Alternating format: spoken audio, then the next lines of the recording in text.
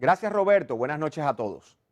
El discurso de rendición de cuentas del presidente de la República se siguió de análisis muy variados en forma y contenido. Aquí en esta misma redacción donde me encuentro, se abrió paso un debate muy nutrido sobre lo dicho por el primer mandatario.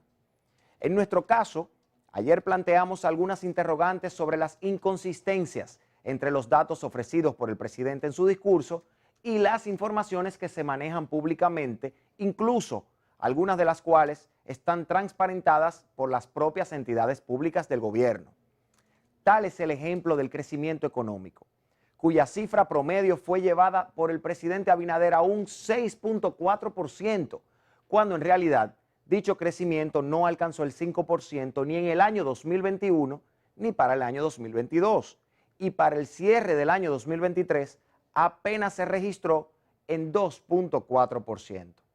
Con la inflación también nos vimos precisados a aclarar que aun cuando ciertamente fue de un 25%, los alimentos y productos de primera necesidad, que son los que consumimos cotidianamente, superaron el 40% de aumento en sus precios. Con respecto a la creación de empleos, vale decir que los datos ofrecidos por el presidente no son verificables ni con las informaciones publicadas por el Banco Central, ni con las que ha publicado la Tesorería de la Seguridad Social. Pero bueno, no podemos dejar de mencionar la afirmación del presidente sobre la disminución de la deuda en un 2% con respecto al Producto Interno Bruto. Pero siendo esto una rendición de cuentas, ¿por qué no decirles al pueblo dominicano a cuánto asciende el total de la deuda pública consolidada en este momento?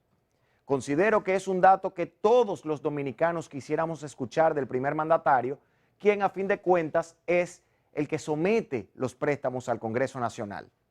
Estos son temas que revisten una importancia vital para nuestro país, pero que muchas veces no pueden ser analizados fácilmente porque no disponemos de la información necesaria para hacerlo.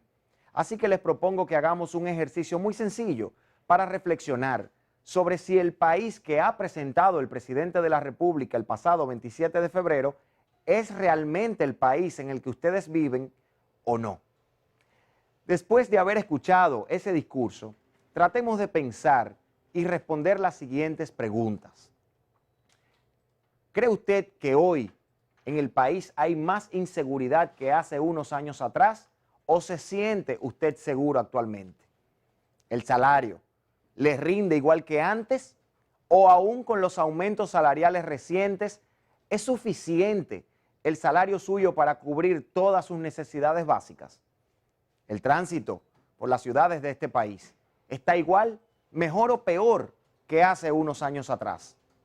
Si usted tiene una emergencia, ¿confía usted en la rapidez y eficiencia del servicio 911? Hablemos de transparencia. ¿Solo se está persiguiendo la corrupción del gobierno pasado o entiende usted que también se está persiguiendo la corrupción del gobierno actual?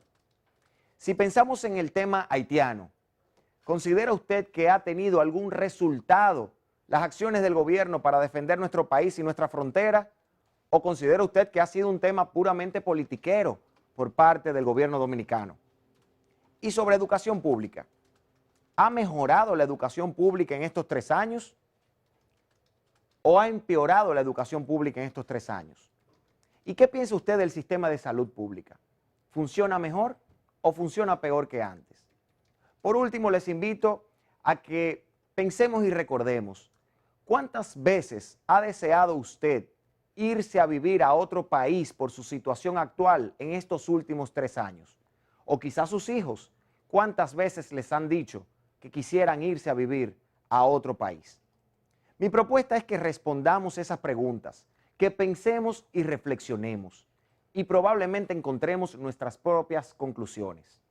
Esto es importante porque pronto tendremos que tomar decisiones muy serias partiendo de estas preguntas para decidir quiénes sueñan con el mismo país que sueñan ustedes. Pasen buenas noches. Usted tiene la palabra.